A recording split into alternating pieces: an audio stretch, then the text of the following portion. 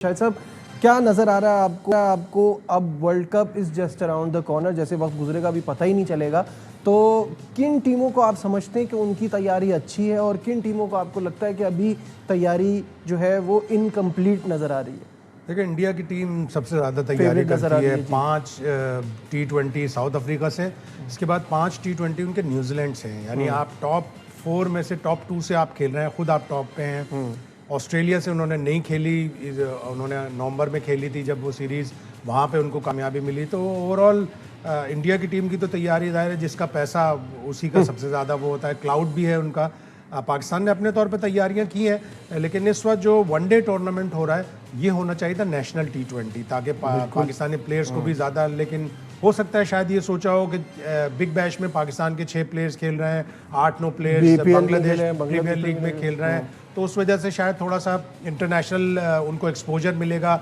Big bash तो खैर बहुत ही अच्छी सीरीज़ होगी, लेकिन बिग बैश की कंडीशन में और T20 वर्ल्ड कप की कंडीशन में जमीन आसमान का फर्क होगा। हाँ, बांग्लादेश प्रीमियर लीग में जो प्लेयर खेल रहे हैं, लेकिन बांग्लादेश प्रीमियर लीग की इतनी हाई क्वालिटी होती नहीं ना, वहाँ इतने बड़े प्लेयर आते नहीं। बहुत से प्लेयर तो ऐसे होते हैं जिनके हमने नाम ही पहली दफ़ा बांग्लादेश प्रीमियर लीग में सुने होते हैं, तो वो इतनी ज़बरदस्त तैयारी नहीं है। इंडिया की तैयारी है, इंडिया फेवरेट भी है, लेकिन पाकिस्तान की टीम भी अच्छा कर रही है और किया है। अभी साउथ अफ्रीका से जीती है सीरीज, श्रीलंका से जीती है, ऑल्दो इतने स्ट्रॉन्ग ओपोनेंट्स नहीं थे, लेकिन जीत एक कॉन्फिडेंस देती है। कल मेरी KCC स्टेडियम में उस्मान खान से मुलाकात हुई, थोड़ा सा उन्होंने मजाक भी किया कि आप लोग बोलते हैं मेरे ऊपर, मेरी बैटिंग के ऊपर, लेकिन ये सब पार्ट एंड पार्सल है, माना उसने। और उसने कहा कि नहीं, हमारी टीम अच्छा कर रही है। मुझे भी काफ़ी कॉन्फिडेंस दिया है, सलमान आगा ने भी, माइक हैसन ने भी, तो काफ़ी कॉन्फिडेंट लगा, जिससे एक अच्छी चीज़ है कि जब एक प्लेयर को चांस मिलते हैं, थोड़े बहुत वो रन्स करता है, टीम कामयाब होती है, तो प्लेयरों को एक कॉन्फिडेंस आता है। लेकिन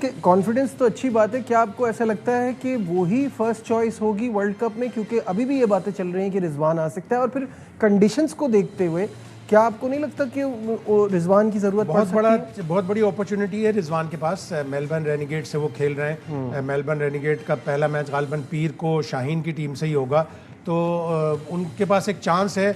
जैसे माइक हैसन ने कहा था कि बाबर आजम के पास चांस है, वो बिग बैश में जाए, अपने आप को री इन्वेंट करे, लेकिन बाबर का तो सिलेक्शन पहले ही हो गया।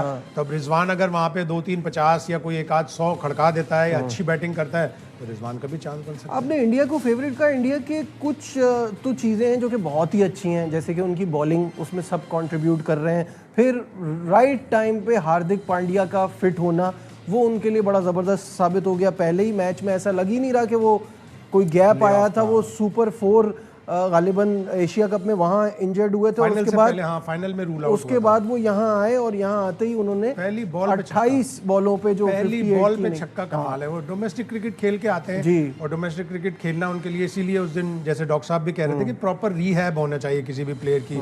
उनके पास अच्छा खासा एक चांस था कि वो वनडे में आजमा लेते, लेकिन उन्होंने नहीं किया, और उन्होंने T20 में ही लेके आया। जब वो फुल फिट हो गया, जब उसने थोड़ी बहुत डोमेस्टिक क्रिकेट खेल ली, तो फिर उसको लेके आए। इसी तरह होना चाहिए, लेकिन उनकी बॉलिंग बड़ी मजबूत है। आप उनकी फास्ट बॉलिंग देख लें, अर्शदीप उनका T20 का बेहतरीन बॉलर है। 100 विकेट बुमराह की, कोई डाउट ही नहीं है बुमराह के बारे में। फिर उसको हार्दिक पांड्या सपोर्ट करता है, शिवम दुबे, वरुण चक्रवर्ती, और उनके पास स्पिनर तो इतने हैं कि वो आराम से स्पिन में 3 से 4 स्पिनर आराम से खिला सकते हैं। ऑल्दो उनका जडेजा रिटायर हो चुका है, कुलदीप की जगह नहीं बनती, लेकिन कुलदीप यादव की जगह नहीं बनती, तो आप स्पिनर्स में भी उनके पास आराम से अपनी 11 में 3 स्पिनर। लेकिन जो मैं उनका मसला कह रहा था, क्योंकि अभी उनकी सीरीज, अभी इनफैक्ट एज वी स्पीक थोड़ी देर बाद उनका दूसरा T20 जो है वो शुरू भी होने वाला है। जो प्रॉब्लम है वो कैप्टन वाइस कैप्टन की जगह पे बड़ी बात हो रही है कि सूर्या कुमार यादव भी रन नहीं कर रहे, और क्या गिल जो हैं वो T20 में जगह डिजर्व करते हैं, क्योंकि उनकी वजह से संजू की जगह चली जाती है, तो वो उनका एक इशू है।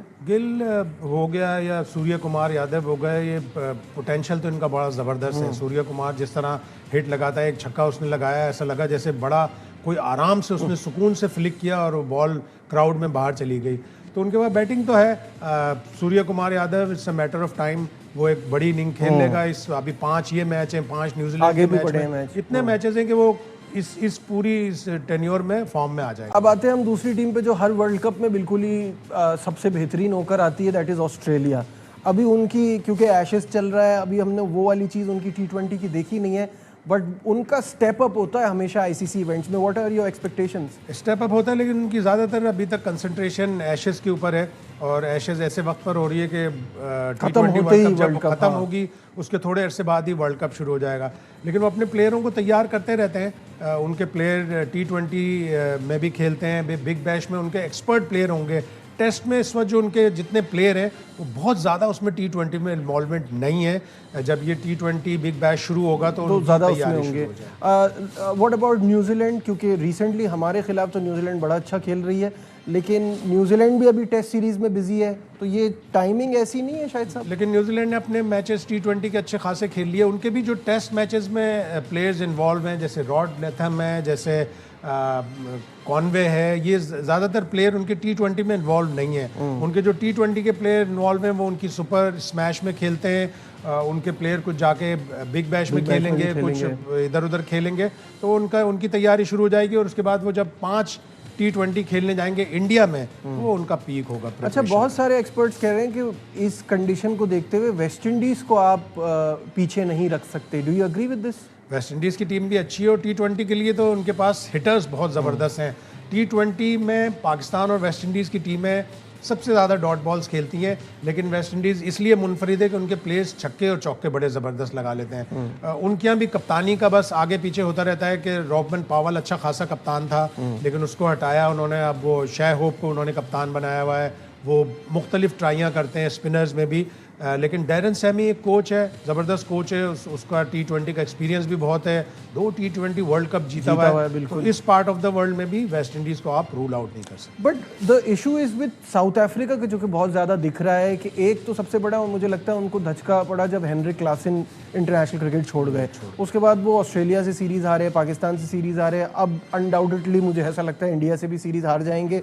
तो उनके लिए ज़रा खतरे की घंटी बज रही। ऑल्दो ये भी मैं साथ साथ कहूँगा कि मुझे लगता है दुनिया के सबसे बेस्ट ऑलराउंडर्स उनके पास हैं। उनके पास ऑलराउंडर्स, लेकिन उन्हें क्लासन का बड़ा नुकसान हुआ है। क्विंटन डी कॉक वापस आया जब से, इतना कोई खास वो नहीं खेल रहा। वनडे में तो उसने दिखाई, वनडे का वो ज़्यादा अच्छा प्लेयर है, वनडे में तो उसने दिखाया, लेकिन वो T20 में जिस तरह एक्सपोज हुआ है वो साउथ अफ्रीका के लिए प्रॉब्लमेटिक है। उनके पास स्पिनर भी टोटल 2 ही हैं जो उन्होंने इतनी ज़्यादा ट्राई नहीं की।